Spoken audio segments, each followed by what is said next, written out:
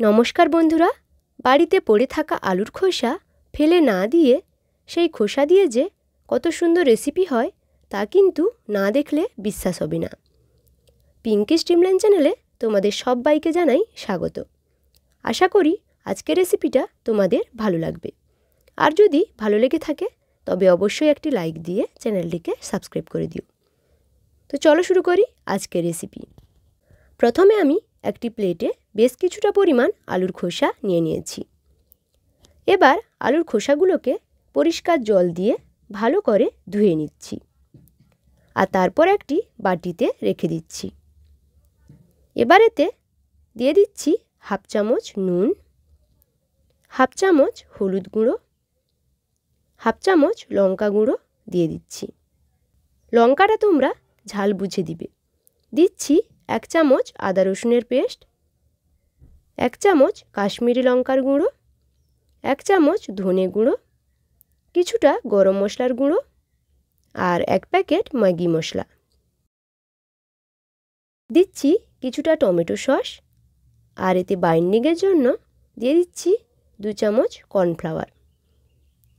বন্ধুরা, তোমরা কর্নফ্লাওয়ারের পরিবর্তে 2 চামচ অ্যারারুটও দিতে পারো। এবার সব কিছু উপকরণকে হাত দিয়ে ভালো করে মিশিয়ে নিতে হবে। আর এখন আমি এগুলোকে ডুবো তেলে ভেজে নিব। তার জন্য কড়াইতে বেশ কিছুটা পরিমাণ তেল গরম হতে বসিয়ে দিয়েছি আর গ্যাসের হাই ফ্লেমে এই চিপসগুলোকে ভেজে নিব।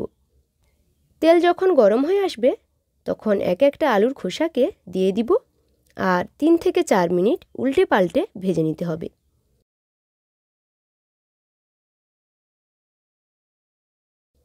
আর যখন দেখবে চিপসগুলো এরকম লাল লাল হয়ে আসছে তখন এগুলোকে তুলে নিতে হবে।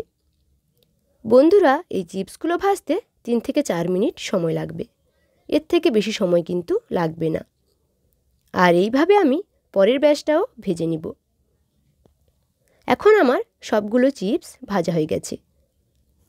এই চিপসগুলোকে তোমরা পটেটো চিপসও বলতে পারো।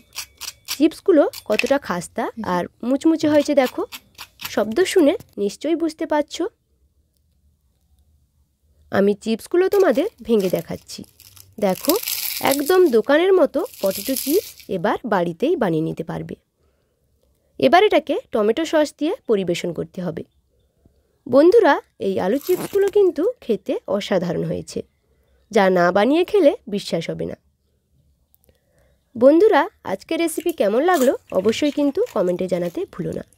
আর যদি ভালো লেগে থাকে তবে একটি লাইক দিয়ে চ্যানেলটিকে সাবস্ক্রাইব করে দিও। দেখা হচ্ছে পরের ভিডিওতে। ততক্ষণ পর্যন্ত সবাই ভালো থেকো, সুস্থ থেকো। ধন্যবাদ।